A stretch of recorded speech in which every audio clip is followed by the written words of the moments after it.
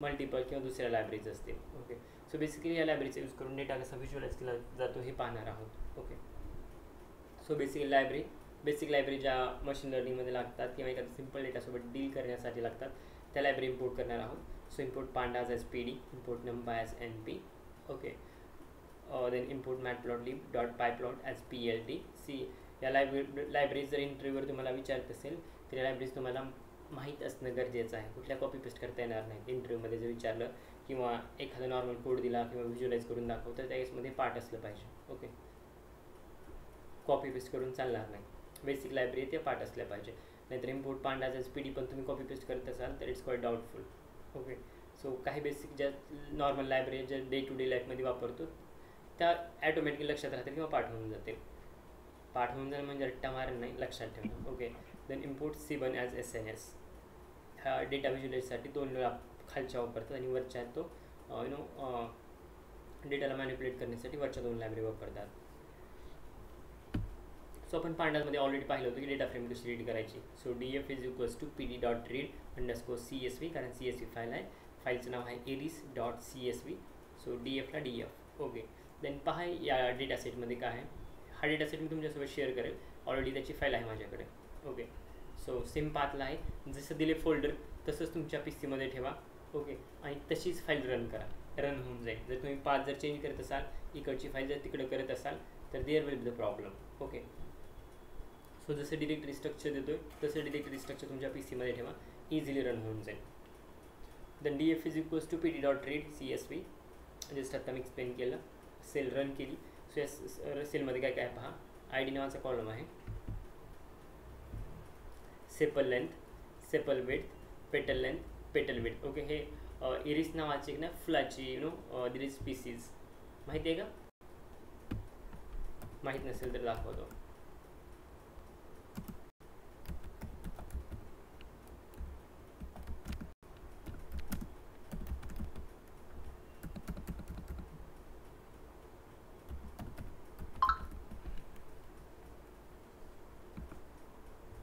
ब्ल्यूश कलरमध्ये ते थोडं. हां, fine. So this is the flower iris. कळलं? तर यापेक्षा ना मल्टिपल टाईप्स आहेत त्यामध्ये किंवा multiple different type of species आहेत. ऑन द बेसिस ऑफ त्याचं पेटल आणि सेपल जे आहे त्यावरून त्याचे टाईप्स ठरवले जातात की हे कोणत्या टाईपचं असेल. क्लिअर? हां सर. इंटरव्ह्यू विचारणार आहे, पाहिले का फुल? ओके, पण तुम्हाला जस्ट माहिती असावं म्हणून सांगतोय. नाहीतर सरांनी म्हटलं की इरिस आहे काहीतरी. ओके, सो इरिस हा एक काय हिरो आहे, विलन आहे कोणत्या मूवीचा. So it's nothing like that. It is simple flower. एक स्पीसीज आहे फ्लॉवरची. Okay, so let it be come here. So sepal length, sepal width, petal length, petal width काय आहे यावरती कोणत्या टाईपची इरिसची स्पीसी आहे हे डिफाईन केलं जाते. ओके, सो पहा स्पीसीजमध्ये टोटल 4 स्पीसीज आहेत. इरिस सेटुसा, इरिस व्हर्जिनिका, नंतर बाकीचे आणखी पुढे 2 दिसते, पण टोटल 4 आहेत. ओके, व्हर्सिक्युलर म्हणून काहीतरी आहे आणि 4th आहे कोणती तर आहे, सांगेन पुढे. ओके, सो रन केली cell. Then df of COR correlation. df of COR use करत असाल तर तुम्हाला कोरिलेशन असं पाहायला मिळेल. ओके, आणखी एक महत्त्वाची गोष्ट, सेपल लेंथ सेंटीमीटरमध्ये घेतलं आणि ID घेतली तर याचं हे कोरिलेशन आहे. सेपल लेंथ विड्थ घेतली आणि सेपल लेंथ हे घेतलं तरी त्याचं हे रिलेशन आहे. Just moment.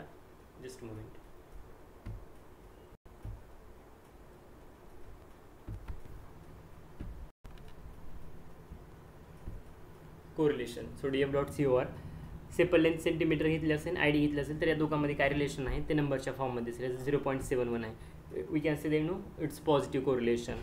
Sepal length weight घेतलं असेल ID तर यामध्ये निगेटिव्ह आहे, 0.03 आहे, पण निगेटिव्ह आहे. Okay, so that is the reason.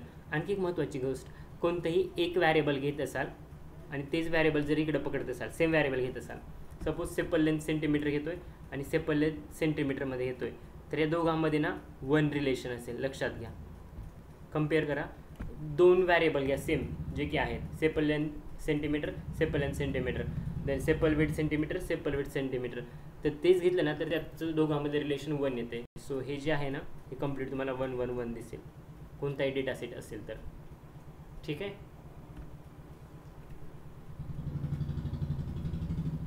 Hello. हां yes sir. Okay fine. Then हे झालं नॉर्मल कोएफिशियंट ऑफ कोरिलेशन. त्यानंतर दुसरे आणखी कोरिलेशनचे टाईप आहे, स्पेअरमॅन आहे, केंडाल आहे. ओके, सो स्पेअरमन दुसरा कोरिलेशनचा टाईप आहे, DF.COR स्पेअरमन. सो जास्त काय व्हॅरिएशन येत नाही, बट प्रत्येकाचं जसं आपलं ओपिनियन असतं तसंच या प्रत्येकात स्पेअरमन किंवा केंडाल असतील. ओके, किंवा पेअरसन. सो प्रत्येकाचं वेगवेगळं मत आहे की किंवा प्रत्येकाच्या वेगवेगळं आयडियालॉजी आहे की हे असं आहे ते तसं असलं पाहिजे. सो त्यानुसार ना त्यांनी फॉर्म्युले डेव्हलप केले आणि त्यानुसार ना कोरिलेशन प्रेडिक्ट केलं आहे.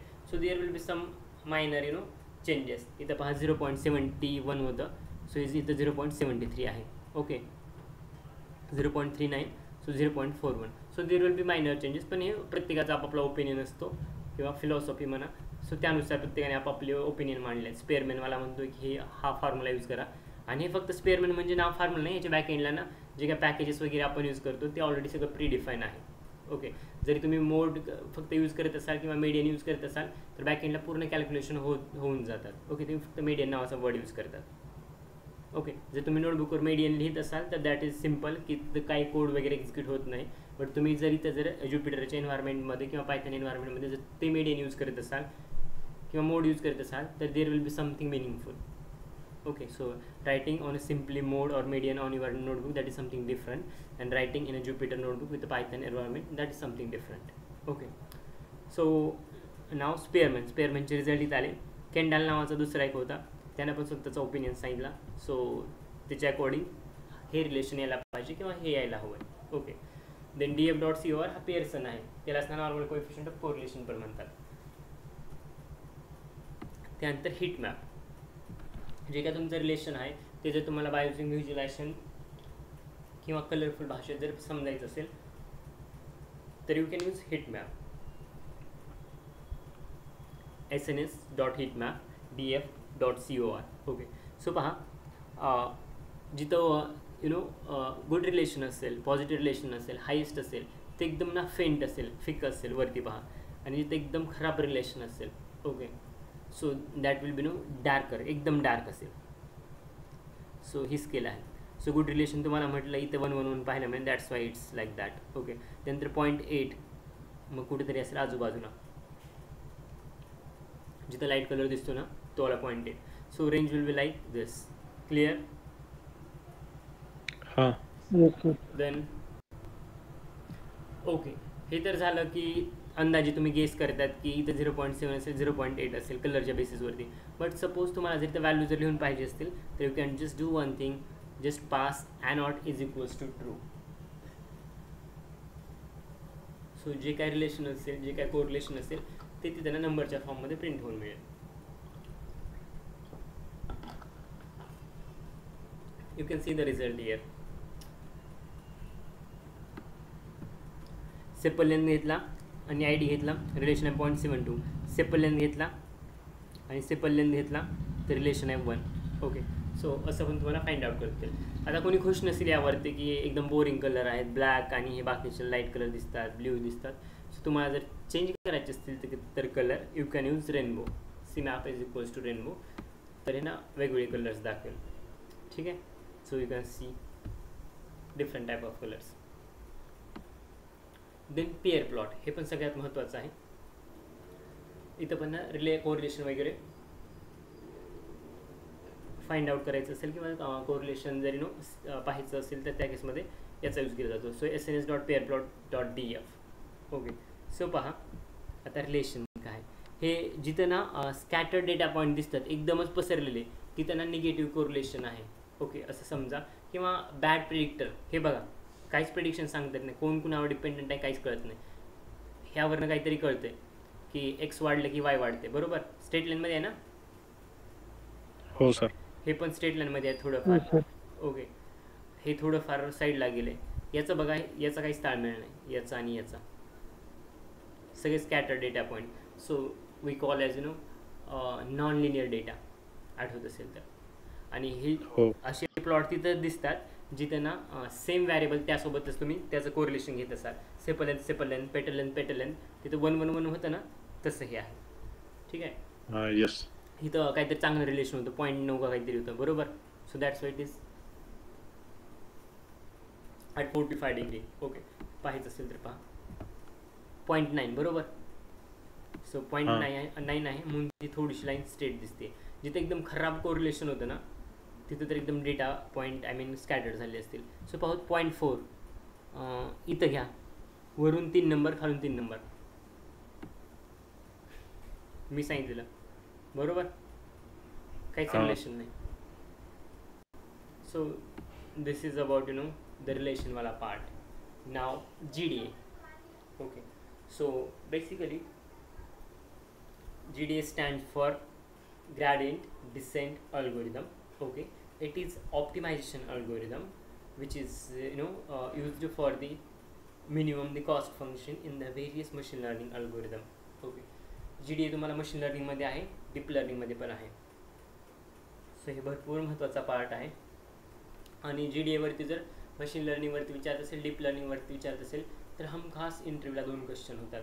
मशीन लर्निंगवर असेल क्वेश्चन तर 100% एक क्वेश्चन होतो GDA वरती. Okay, so it's quite important. जे काय होईल ना ते एकदम म्हणजे डायरेक्ट ना दिमागात गेलं पाहिजे, अशाच पद्धतीने लक्ष द्या आणि समजून घ्या GDA, कारण भरपूर इम्पॉर्टंट पार्ट आहे. एकदा समजलं ना तर याची इतकं सिम्पल काहीच नाही. एकदा समजलं ना तर इंटरव्ह्यूमध्ये सिलेक्शन आणि रिजेक्शनवरती पण हा थांबवू शकतो. सो थोडं महत्त्वाचं आहे, ध्यान द्या. So GDA is nothing but gradient descent algorithm. आणि याचे टाईप्स आहेत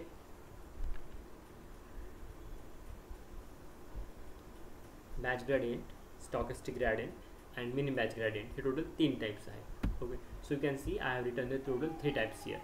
ओके, सो पुढे आपल्याकडे इमेजेस आहेत. इमेजेस असतील तर ठीक आहे, नाही तर माझ्याकडे PDF फाईल पण आहे. Okay, let's go to the PDF. Images पण आहेत, इमेजेस पण शेअर केलं जर गरज वाटत असेल तर. So let's start with the gradient descent algorithm, GDA म्हणतात. ओके, हे तर आता तुम्हाला कळलं असेल की स्ट्रेट लाईनचं क्वेश्चन काय. कोणी सांगेल स्ट्रेट लाईनचं क्वेश्चन काय?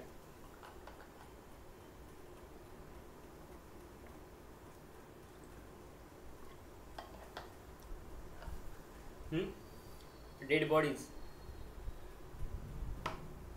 हॅलो, ते लिनियर रिग्रेशन वाला आपलं लिनियर. मी काय म्हटलं मग? हां, okay. Straight line y equal to mx plus c. Okay, y is equals to mx plus C. स्क्रीनवरतीच लिहिलेलं आहे, जास्त एवढं डोकं लावायची पण गरज नव्हतं. y is equals to mx plus C. Okay, so पहा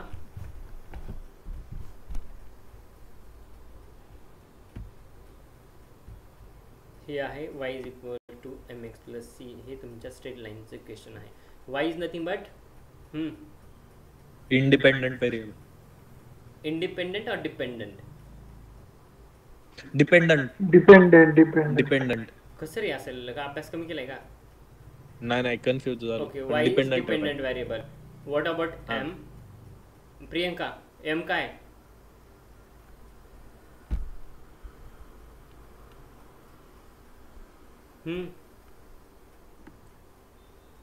आहे का? आहे सर. हां, what about m, x and c? x हे इंडिपेंडंट आहे आणि m आणि c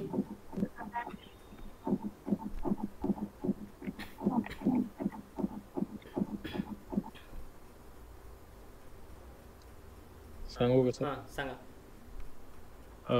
m हा स्लोप आहे आणि c y इंटरसेप्ट. बरोबर. का प्रियंका अभ्यास केला नाही का? नाही सर. ठीक आहे, next.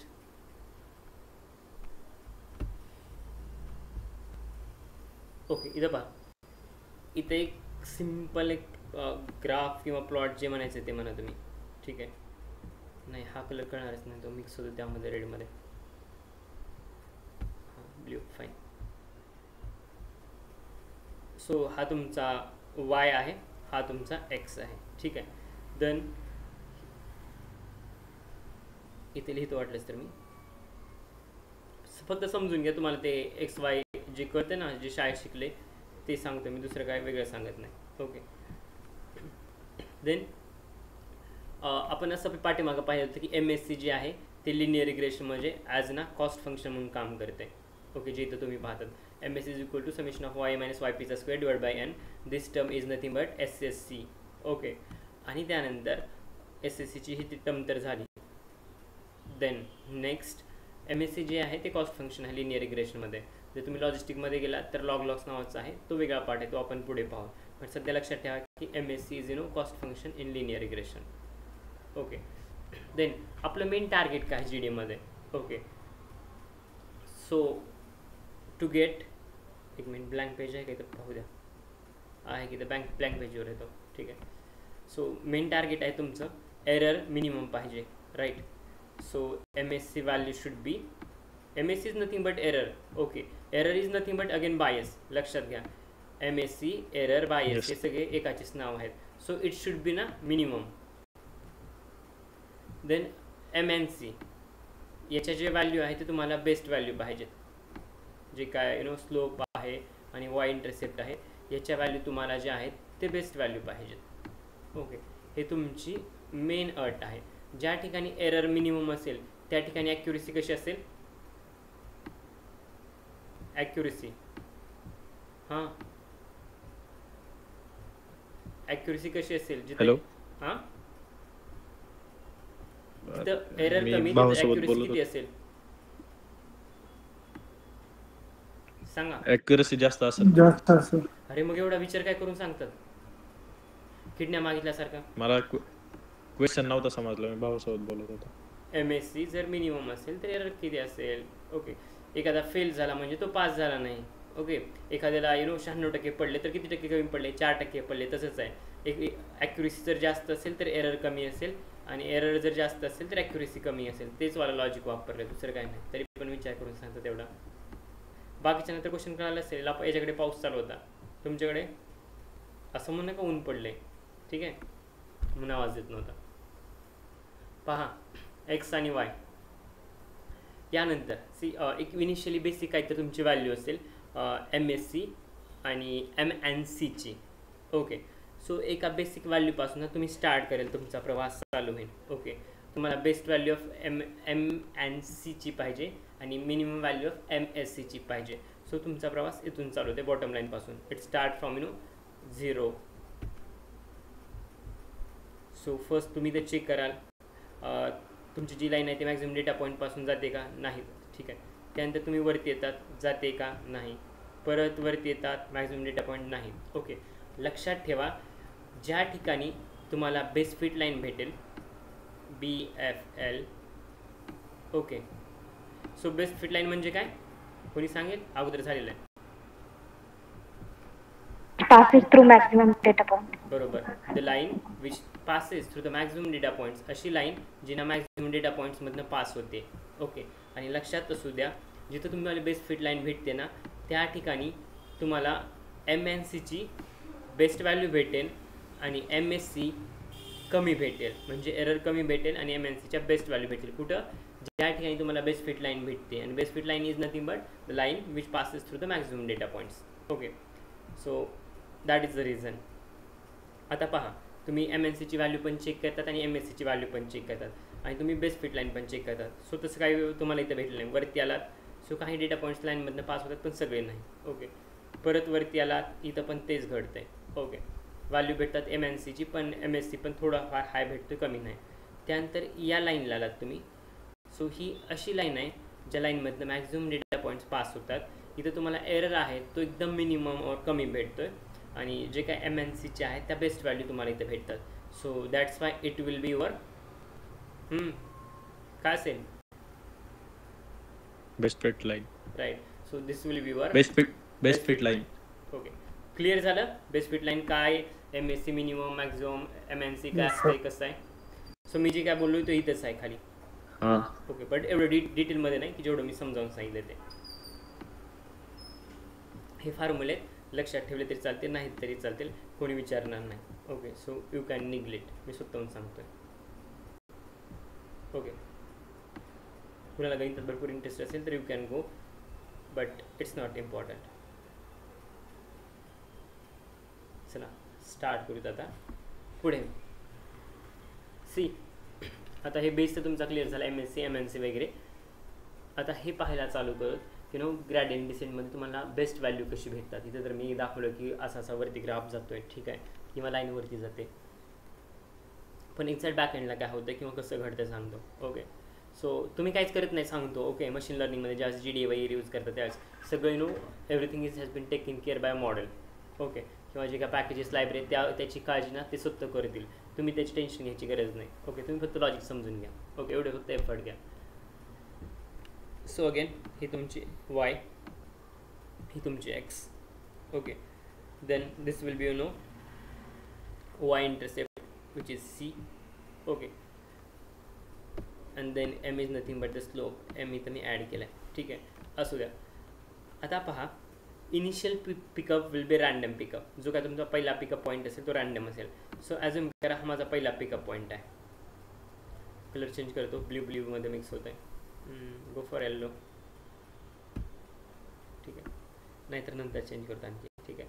So initial pickup will be random pickup. Okay, so पहा इनिशियल पिकअप आहे ते रँडम असेल. सो माझी समजा एमची व्हॅल्यू 2 आहे, सीची 3 आणि MSCची 100 आहे. म्हणजे 2, 2, 2, 3, 100 या 3 व्हॅल्यू आल्या माझ्याकडं, जे की ॲज अ रँडम पिकअप म्हणून पकडल्या होत्या किंवा घेतल्या होत्या.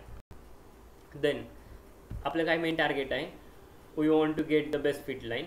देन बेस्ट फिट लाईन घेऊन काय करायचं आहे, तर MNCची मिनिमम व्हॅल्यू, MNCची बेस्ट व्हॅल्यू आणि MSCची मिनिमम व्हॅल्यू घ्यायची. सो आपले हे 2-3 टार्गेट आहेत. सो यावेळेस काय करते मॉडेल माहीत आहे, model will start to identify the best value in a search of best value or in a search of minimum value of error MSC and the best value of M and C. It will going to search each and every step. प्रत्येक स्टेपला ते search करेल की कुठं minimum value भेटते एररची, कुठं best value भेटते MSCची, असं करत करत ना ते सर्च करेल. ओके, लक्षात असू द्या हे 2 पॉईंट्समधलं जे काय डिस्टन्स दिसतंय, so that distance is nothing but the step size. 2 adjacent पॉईंटमधलं जे काय डिस्टन्स दिसतंय, so that distance is nothing but the step size. And this is called as a 1 step. Clear? This will be this 2 step. Okay, त्यानंतर एक वेळ अशी येते की ज्याला ना त्यावेळेस त्याला एरर आहे तो मिनिमम भेटते. इनिशियली एरर 100 होतं, लक्षात घ्या.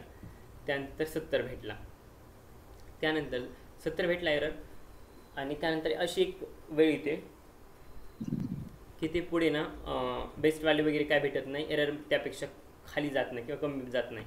सो 70 तुमचा मिनिमम एरर भेटतोय. सो त्या केसमध्ये मग ही गाडी रिटर्न जायला चालू होईल. ओके, इथं MNCच्या व्हॅल्यूमध्ये पण चेंजेस होतील आणि एरर पण वाढायला लागेल. Okay, so if we compare both the results or 3 results, the minimum value was there जी की 70 होती, आणि बेस्ट व्हॅल्यू ऑफ MNCची पण इथं तुम्हाला भेटली, आणि एरर होता तो मिनिमम इथं होता. So that's how model works. इथं मी काय गोष्टी साईडला लिहिल्यात पहा. MSC is nothing but the error. Yचा formula y is equals to mx plus c. Then we want to reduce MSC value, so there will be the changes in value of MNC also. Okay, एक value बदलली की सगळी बदलते, कारण मी म्हटलं हे जसं जसं खाली MNCची व्हॅल्यू बदलली की MNCची पण व्हॅल्यू बदलते. MSCची व्हॅल्यू बदलली की MNCची पण व्हॅल्यू बदलते. Clear? Yes sir. Yes sir. Fine. Point note down करायचं ना, एखादे आहेत का ते असं सगळं चालू आहे? नाही, नोट डाऊन करतो. का फक्त ऐकून घेलात? नाही, ठीक आहे, ऐकून घेतलं. नोट डाऊन करते. ठीक आहे, ऐकून घेतलं तरी काय नाही, फक्त समजून घ्या जे काय म्हणतो ते. नाहीतर लिहायच्या ना काय स्क्रीनवरती चालू आहे काहीच कळणार नाही. नंतर मला हे तर सगळा गोंधळ दिसते नोट्समध्ये. ही फाईल तुमच्यासोबत शेअर करू का, मी जी सांगतो ती PDF? हो, तुम्ही त्या दिवशी पण फोटो टाकले होते ना, मग हे पण करायलाच ना. तेच आहे, फोटोज आहे त्यामध्ये का वेगळे दिसते हा, ती मग फाईल. त्या जी मी नाही, नाही. फाईल पाठवली किंवा हे झिप पाठवली त्यामध्ये फोटो होते ना. हा, म्हणूनच मी म्हटलं की तुम्ही तर हे पाठवशालच, म्हणून मग काय बोललोच नाही. हे तुम्ही नाही, पाठवा. तुम्हाला गरज वाटत नसेल तर कशाला पाठवू? नाही नाही, वाटते सर. नाही पाठवा. Okay, let's see. या त्या नोट्स आहेत ज्या मी 3-4 वर्षाखाली यूज केल्या होत्या, बट वेळोवेळी अपडेट केल्यात. हे दिसते ना तुम्हाला कलरमध्ये चेंजेस. इनिशियली मी ब्लॅक पेन वापरला होता, ब्लॅक आणि रेड वापरला होता. नंतर चेंजेस केलेत मी या शाई पेननं किंवा इंक पेननं. Okay. So there are multiple colours जर पाहत असाल तर. त्यानंतर जसं काय रिव्हिजन झाले त्यानंतर मी त्यावरती हायलाईट केलेलं आहे. ओके. आहे पहा पुढे भेटतील नोट्स अशाच माझ्या पाहायला. इथं आहे म्हणजे देर इज समथिंग डिफरंट, या पेजवरती काहीतरी इम्पॉर्टंट आहे. ओके. सो आहेत तशा टिप्स आणि ट्रिक्स पाहायला पुढे कोणतं तरी पेज आहे तिथं पण 2 डॉट्स आहेत. हे बघा पुढल्या साईडचं पेज आहे त्यावरती पण 2 लाईन दिसतात. ओके. आहे सांगेन पुढे. Okay let's see. तुमची सुरुवात इथून झाली होती 0 पासून. ओके. इथं वायची व्हॅल्यू होती, इथं एक्स होता. ओके. हळूहळू तुम्ही ना वरती शिफ्ट होतात. सो इनिशियली ना काहीतरी तुमचं रँडम पिकअप होत्या, काहीतरी रँडम व्हॅल्यू होत्या. ओके. सो तुमच्याकडे जो काय एरर असेल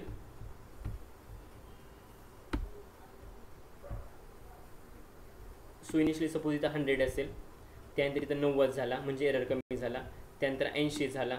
ओके. त्यानंतर 70 झाला एरर. ओके. MSCची 70 व्हॅल्यू इथं भेटली तुम्हाला. त्यानंतर जसं काय तुम्ही पुढे जातात तर एरर तुमचा कमी होत नाही. ओके. तर एरर आहे तो वाढतोय. लाईक 70चा परत 80 झाला, 90 झाला, 100 झाला. ओके. सो ही जी काय लाईन होती ज्या लाईनला तुमचा एरर मिनिमम होता आणि MNCची बेस्ट व्हॅल्यू होती, so this line is call as a best fit line. Okay. याच्या पुढे एरर वाढत जाईल, याच्या पण अलीकडे एरर हा जास्त असेल. बट अशी एकच लाईन आहे ज्या लाईनला ना एरर कमी असेल. That's line is nothing but the best fit line. Interviewer नक्की विचारेल what is the best fit line, what is the value of error at the best fit line, अशा गोष्टी नक्की विचारेल. ओके. म्हणजे एकदम तुम्हाला सिली वाटत असतील शिकल्यानंतर, पण या जर गोष्टी अगोदर विचारल्या असेल पायथनमध्ये तर तुम्हाला काहीच कळलं नसतं, तुमची रिॲक्शन वेगळी असते. बट आता कळालं त्यामुळे इट्स क्वाईट इझी. आणखी 2 पॉईंट्स दिलेले आहेत. We want to new value of MNC to reduce the error until the required point is not achieve. ठीक आहे. तोपर्यंत ना ही प्रोसेसवरती चालू ठेवतात जोपर्यंत आपल्याला बेस्ट व्हॅल्यू ऑफ MNC आणि MSCची म्हणजे रिझल्टची व्हॅल्यू कमी MSC एरर कमी भेटत नाही तोपर्यंत ही सगळी सर्चिंग चालू ठेवतात. ओके. एकदा काय भेटली this will be your best fit line. Then next step size is depends on alpha. आहे सांगेन काय स्टेप साईज हे वगैरे काय आहे सांगेन पुढे, don't worry. Step size depends on the alpha which is nothing but the learning rate. M is equals to slope आणि C is nothing but the Y intercept. Okay. So हे खूप important आहे जे स्क्रीनवरती तुम्हाला दिसते ते. Okay. So you can see here काही महत्त्वाच्या कन्सेप्ट आहेत. अगोदर ही डायग्राम सांगतो नंतर कन्सेप्टकडे येतो.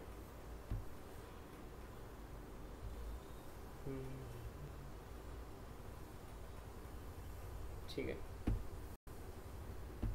Late it be. सगळी स्टोरी तीच असेल. XY लाईन असतील. ओके. C आणि M स्लोप इंटरसेप्ट आणि आणखी काय होता स्लोप इंटरसेप्ट आणि Y इंटरसेप्ट आणि स्लोप. ओके. सो ह्या व्हॅल्यू जशाच तशा आपण मग अशी पाहत होतो. हे random pick, initial pick will be random pick. So इथून चालू झालं. ओके. सो इथून ते सर्च करणार best value of MNC and the minimum value of MSC means error. Okay. So इथून इथं चेक करणार, इथून इथं चेक करणार, इथून इथं चेक करणार. ओके. पण हे कसं जाईल माहिती आहे, आपण याला स्टेप साईज डिफाईन केली आहे. Okay. We have provided the step size. Okay. त्या स्टेप साईजच्या अकॉर्डिंग ही पुढे मूव ऑन करते किंवा पुढे जाते. ओके. प्रत्येक जी स्टेप असेल त्या स्टेपला लर्निंग स्टेप म्हणतात, लक्षात घ्या, कारण त्या प्रत्येक स्टेपला मॉडेल काहीतरी शिकते. So that's why it is call as a learning step. Okay. मग ते काय करते माहिती आहे, त्याला ना ग्लोबल मिनिमाची व्हॅल्यू पाहिजे. ग्लोबल मिनिमा म्हणजे असा डेटा, ग्लोबल मिनिमा म्हणजे असा पॉईंट ज्या पॉईंटला मिनिमम व्हॅल्यू ऑफ एरर असेल आणि good value of MNC or the best value of MNC will be there. Fine. So in search of global minimum, हे इथं जाईन, इथं जाईन, इथं जाईन, इथंच जाईन. ओके. फाईन. बट आणखी एक दुसरी गोष्ट, हे जर एक वे सांगितला. दुसरा वे, सपोज ज्यावेळेस लर्निंग रेट आहे तुमचा, लर्निंग रेट जास्त आहे, त्यास मॉडेल वेड्यासारखं अरे कुठं आहे म्हणतं आहे, इथं आहे, इथं आहे, इथं आहे, इथं आहे, कुठं आहे, वेड्यासारखं ते सर्च करायला लागते. ते म्हणतात मराठी भाषेत कावरं बावरं होणं. ओके. सो त्याला ग्लोबल मिनिमा सर्च करायचं, ते इथं पाहीन, इथं पाहीन, इथं पाहीन, इथं पाहीन, कुठेच ग्लोबल मिनिमा सापडत नाही. Okay. So in search of global minima, आणि ते घाईमध्ये ना ग्लोबल मिनिमा दुसरीकडेच कुठेतरी आहे. ओके. आणि तो मिस्टेक करते सर्च करायला एवढ्या घाईमध्ये. ओके, सो मिस्टेक करून तो काय करते पहा, इथं चेक करतो, इथं चेक करतो, इथं चेक करतो, इथं चेक करतोय, नाही सापडत. नंतर काहीतरी हा पॉईंट पकडतोय, कोणताही रँडमली पॉईंट पकडतोय आणि म्हणतोय हा ग्लोबल मिनिमा पॉईंट आहे, just because you know alpha, but actually it was not the global point. Okay, global minima point, this will B global minima point. So we can say that in search of global minima, it consider a global minima to the local minima. Okay, global मिनिमाच्या सर्चमध्येच त्याला काहीतरी local minima सापडतोय आणि त्याच local मिनिमाला हे global minima consider करते. Okay, आणि in search of global minima it creates a zigzag pattern. Okay, and by mistakenly or due to his mistake it's create the zigzag pattern वगैरे, and we are getting the जे काय result असतील ते. Okay, so हे काय global minima. Yes sir. Okay, global मिनिमासोबत Yes, sir. सांगितली होती ही लर्निंग स्टेप असेल. In search of global minima model will start to move or go here and there and check the best value of MNC and the minimum value of MSC, or I can say the global minimum value. So in this case, due to the higher learning rate, अल्फाची value जास्त आहे, त्यामुळे ह्याला ना global minima भेटत नाही. So due to this problem it will consider a global minima to the local minima by mistakenly. Okay, and हा जो झिगझॅग पॅटर्न तयार होते, या झिगझॅग पॅटर्नलाच ओव्हरशूटिंग म्हणतात. क्लिअर. हो sir. Yes, sir. Then alpha, मग अशी जे ओरडत होतो ऐकत होतो alpha. So alpha is nothing but learning rate. Okay, हे तर का आलं की लर्निंग स्टेप म्हणजे जे काय स्टेप साईज आहे, किंवा लर्निंग स्टेप म्हणजे अशी स्टेप ज्या प्रत्येक स्टेजला किंवा प्रत्येक स्टेपला मॉडेल ना त्या स्टेपपासून काहीतरी लर्न करतोय. ओके, आणि आपण जे पाहत होतो लर्निंग रेट म्हणजे rate at which model start learning. Okay, from the pattern. Okay, rate at which the model start learning from its pattern.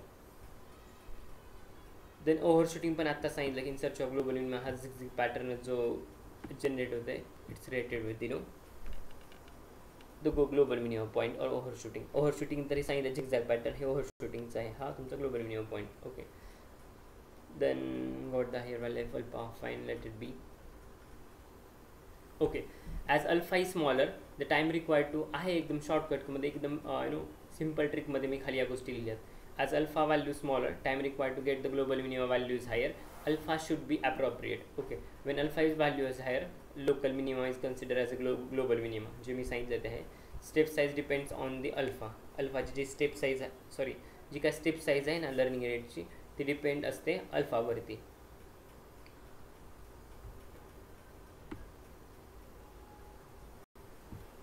हे इम्पॉर्टंट आहे पहा. Alpha is equals to higher, just अल्फाची व्हॅल्यू हायर आहे त्यास learning rate it higher, it misses the global minima point. Alpha value should be the lower learning step it will learning from its own value. Okay, आणि सगळ्यात महत्त्वाचं ही tips and trick कुठे गेलात आयुष्यात तर लक्षात ठेवा, हे काय कोणत्या पुस्तकात किंवा कुठं ऑनलाईन पाहायला मिळणार नाही. Okay, so I have created my on logic किंवा शॉर्टकट जो मी आज पण लक्षात ठेवला आहे किंवा ठेवलो आहे. ओके, आणि तुम्ही पण लक्षात ठेवायला एवढं इझी आहे लॉजिक. ओके, सो मी एक्सप्लेन करतो पहा.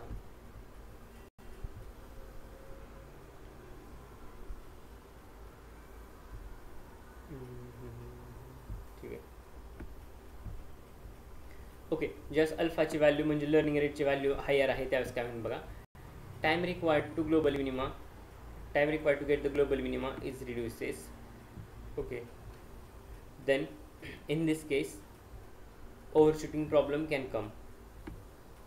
परत सांगतोय, when the alpha value is higher means learning rate value is higher, time required to get the global minima and the time required to get the global minima it's reduces. Overshooting problem comes कारण ते मगाशी सांगितलं मी zigzag pattern वगैरे जे काय आहे ते. and in this case there are very less chances that we will get the exact global minima point, कारण आपण काय करतो या केसमध्ये लोकल मिनिमाच ग्लोबल मिनिमा पकडतो. So it can be create a problem.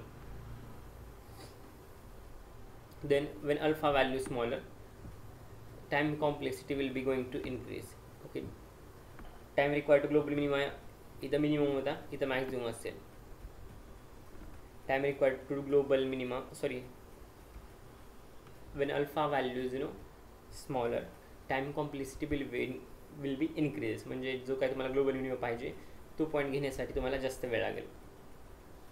Gate actual value of global minimum, आणि या केसमध्ये there are very good chances that you will get the actual value of global minimum. Difference कळाला. Higher value आणि lower value असेल तर काय. So हे दोन्ही प्रॉब्लेम अवॉइड करायचे असेल तर अल्फाची व्हॅल्यू तुम्ही ॲप्रोप्रिएट घ्यायला पाहिजे. Okay, so standard value I can say that 0.01. I am not sure but याच्या आसपास काहीतरी आहे अल्फाची व्हॅल्यू. लर्निंग रेट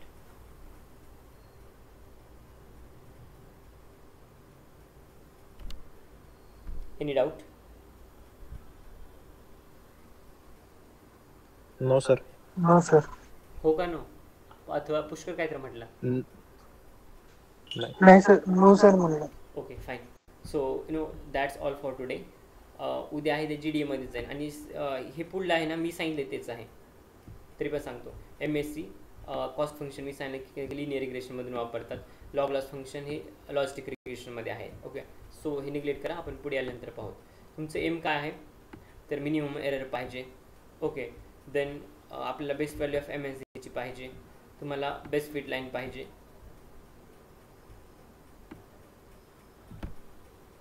ओके, त्यानंतर यामध्ये काही गोष्टी आहेत. It uses the partial derivative to find the new value of MNC. We get the best value of MNC values from the infinite number of possibility. Step size should be the smaller for the alpha value or learning rate. Global minimum point will be lower value of MNC and the best value of MNC. Global minimum point ला काय होतं तर हे सांगितलंय की low value of best value of MNC असेल आणि lowest error असेल. ठीक आहे. देन नेक्स्ट पेज हा फीचर्स आहेत. Features of global minimum point. Lowest value of MNC असेल ग्लोबल मिनिमम पॉईंटला, बेस्ट व्हॅल्यू ऑफ MNC असेल, and we get the best fit line. हे सगळं फॉलो केल्यानंतर then features of best fit line. Best fit लाईनचे features कोणकोणते असतात. So it passes to the maximum data points, lowest value of error and best value of MND. Sorry, MNC, it's not D, it's actually the C. Okay, after that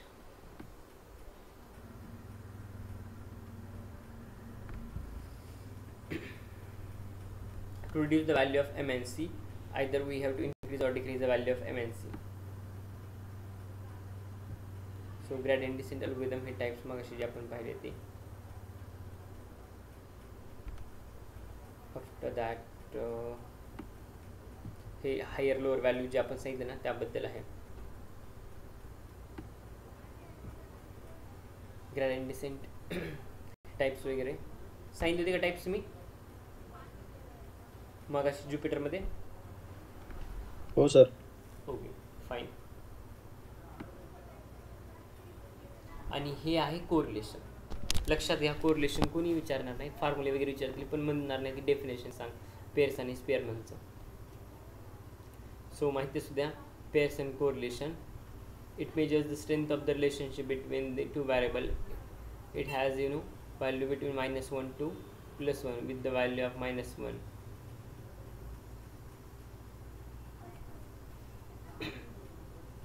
Then Spearman, it measures the strength of the monatomic relationship between the two variables with same scaling as the Pearson correlation. Then learning rate high असेल तर काय आहे, low असेल तर काय, सगळ्या गोष्टी add केल्या तिथं.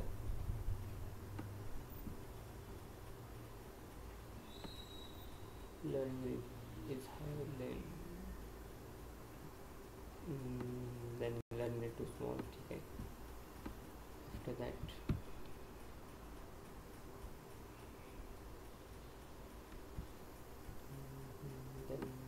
लर्निंग. ठीक आहे फाईन. सो हे जस्ट रिसेंटली सुरुवातीलाच कव्हर केलं होतं. ओके, या फाईलमध्ये काय डाऊट आहे PDF मी फाईल शेअर करतो but still I am asking. नाही सर, ग्रेडियंट डिसेंट हा आपण बेस्ट फिट लाईन करण्यासाठी वापरतो ना. ग्रेडियंट डिसेंट हा अल्गोरिदम हे आपण optimisation best fit line algorithm किंवा आहे. Global minimum. ऑप्टिमायझेशन अल्गोरिदम आहे.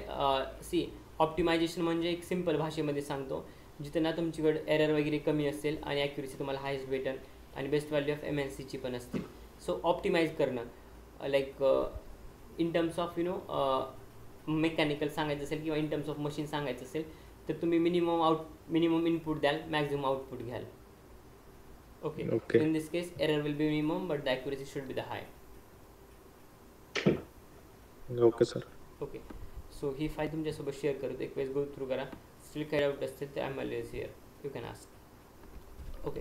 सो ही फाईल मी शेअर करतो ड्राईव्हला आणि ऑलरेडी या नोट्स तर आहेतच तुमच्याकडे, मी या पण शेअर करतो, don't worry. Any doubts, any questions?